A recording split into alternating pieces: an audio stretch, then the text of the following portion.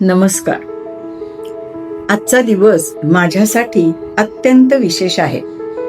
शुक्रवार आहे आज, कुलदेवीचा वार आणि माझे कैलासवासी वडील ज्यांनी साहित्याची आवड माझ्या मनामध्ये रुजवली त्यांचाही आज जन्मदिवस. त्यांच्या आशीर्वादाने आज मी माझ्या नव्या प्रवासाची सुरुवात करत आहे. या चॅनेलवर तुम्हाला माझ्या स्वतःच्या कथा, कविता तसेच नामवंत साहित्यिकांच्या निवडक कथा, कवितांचे अभिवाचन ऐकायला मिळणार आहे. आपली संस्कृती, परंपरा, सण, उत्सव, लोककथा यामागील जीवनमूल्य यांचाही वेध आपण एकत्रितपणे घेणार आहोत. शब्दांवर प्रेम असेल, संवेदनांना स्पर्श करणाऱ्या जर कथा तुम्हाला आवडत असतील तर या साहित्य प्रवासात माझ्या सोबत नक्की सहभागी व्हा.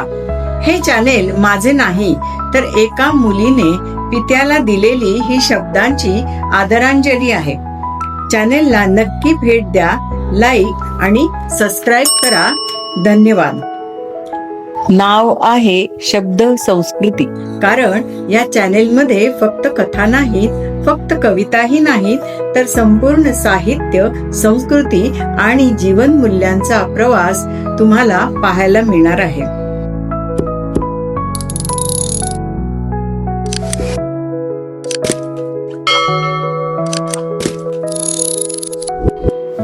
आज आणखीन एक विशेष दिवस आहे. तो आपल्या सगळ्यांना माहित आहे, म्हणजे पर्यावरण दिवस.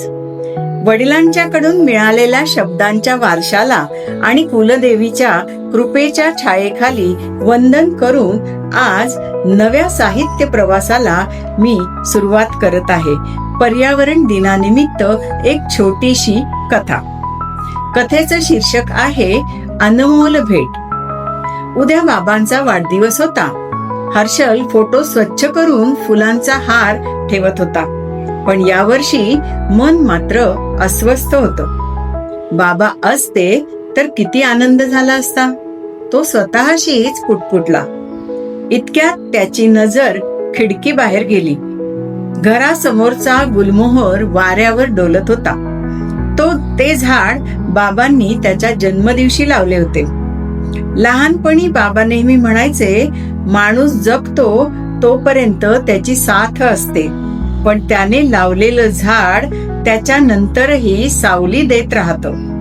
पुढे सांगायचे, माणूस गेल्यानंतर त्याची आठवण ठेवायची असेल तर एखाद्याच्या मनामध्ये प्रेम आणि जमिनीमध्ये झाड लावावं. हर्षल उठला आणि नर्सरीत गेला. त्याने एक रोप विकत आणले.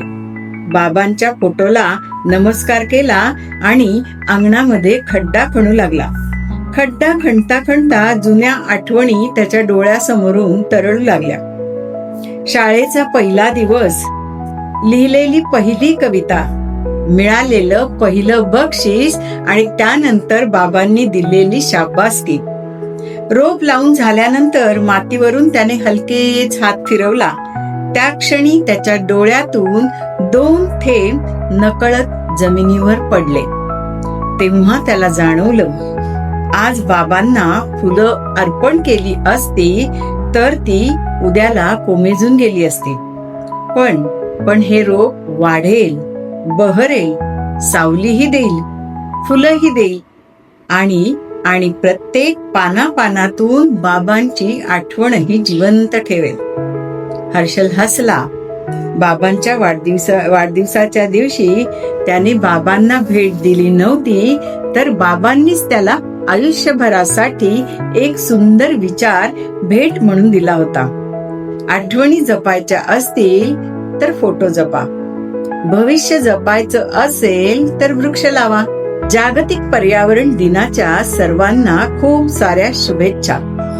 आज माझ्या बाबांच्या स्मृतीला आणि पृथ्वी मातेच्या ऋणाला वंदन करीत मी या नव्या साहित्य प्रवासाची सुरुवात करते आहे. धन्यवाद.